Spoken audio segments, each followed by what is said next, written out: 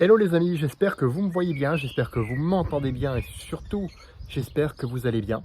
C'est vraiment ça le plus important et on va le voir tout de suite avec cette nouvelle vidéo sur le sujet comment bien comprendre cette notion du poids idéal. Tu sais, j'en parle souvent dans mes vidéos, j'en parle souvent dans mes contenus. Le poids idéal, si je voudrais faire un raccourci, c'est tout simplement être en forme, être en état de forme optimale. Alors ce n'est pas lié à l'IMC bête et méchant. L'IMC, c'est l'indice de masse corporelle et il faudrait que tout le monde corresponde au même IMC, etc. Alors que non, ça ce n'est déjà pas possible. L'indice de masse corporelle reste un repère qui est intéressant, effectivement, mais c'est pas lié, comment je pourrais dire ça, c'est pas lié à la perte de poids par rapport à l'atteinte de ton poids idéal. Tu te dis, ah bah il faut que je perde du poids, au contraire il faut que je prenne du poids, parce que ça arrive aussi, effectivement. C'est pas lié à ça. Parce que le poids, ce n'est pas le gras. Rappelle-toi que le gras que tu veux perdre, cette graisse qui est mauvaise pour la santé, que tu veux perdre, n'est pas lié seulement au poids.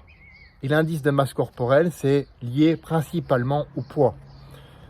Ce n'est pas lié non plus à des déclarations complètement idiotes du genre « mieux vaut faire envie que pitié ». Punaise, si tu savais à quel point je déteste ce genre d'adage, mais voilà, que tu ne le dirais plus tout simplement. Et ça, c'est énorme. Encore une fois, j'ai eu une anecdote à te raconter par rapport à ça. C'est que j'étais sur Quora, le réseau social, et donc je lisais une question et j'ai lu faire du sport, c'est être grossophobe. Mais arrêtez les gens, arrêtez de sortir de telles idioties. Faire du sport, c'est prendre soin de soi. Hein. Ce n'est pas lié aux photos des autres. Alors là, on va aller dans le cas un peu opposé, dans l'extrême inverse, où tu te dis, ah mince, lui il est beau, il a des abdos qui ressortent, etc. C'est beau, etc. Ou elle, peu importe. Et bien souvent, sache que ces photos, notamment sur Instagram, sont le plus souvent retouchées. Des personnes comme ça, mais parfois ça n'existe pas. Parfois oui, effectivement, c'est des personnes qui ont vraiment travaillé très très dur pour avoir le physique de leurs rêves, et bravo à elles, du moment que c'est fait naturellement, si tu vois ce que je veux dire, et aussi dans le respect du corps humain, dans le respect de construire plutôt que de détruire. Du moment que c'est fait, oui, respect. Mais arrête de te comparer négativement à ces personnes-là. Tu peux modéliser, bien sûr, comme je le dis à chaque fois, tu peux modéliser, mais arrête de te comparer. Maintenant, tu me diras à quoi c'est lié, ce fameux poids idéal, cette notion du poids idéal. Eh bien, c'est lié tout simplement à comment tu te sens la plupart du temps. Est-ce que tu te sens bien avec toi-même?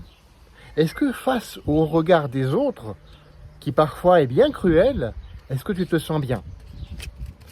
Est-ce que tu te dis pas, bah tiens, il y a peut-être quelque chose où je devrais m'améliorer? Oui, effectivement. Sans, encore une fois, te culpabiliser et sans te comparer négativement. En tout état de cause, je dirais presque froidement, analytiquement, comment tu te sens avec toi-même déjà pour commencer. Après, le regard des autres, si tu as envie de t'en foutre, bah, tu t'en fous, effectivement. C'est lié également à ton niveau d'énergie. Est-ce qu'il est optimal? Est-ce que tu arrives à faire tout ce que tu as prévu de faire durant une journée type, par exemple?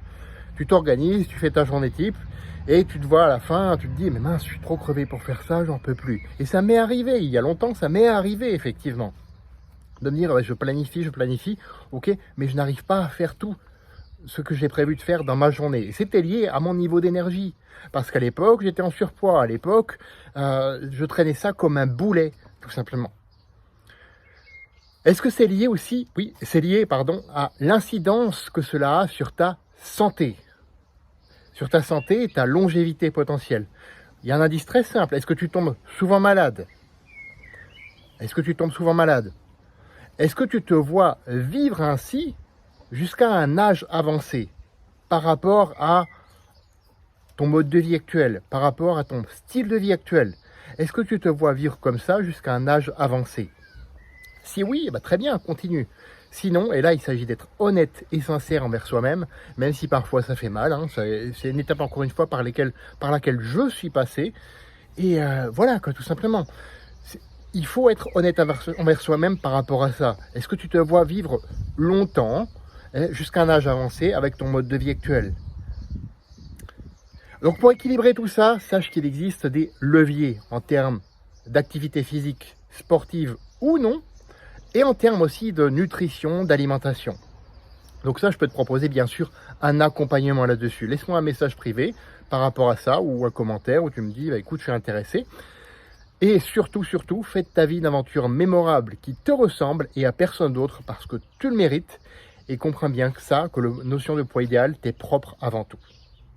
À bientôt pour d'autres vidéos.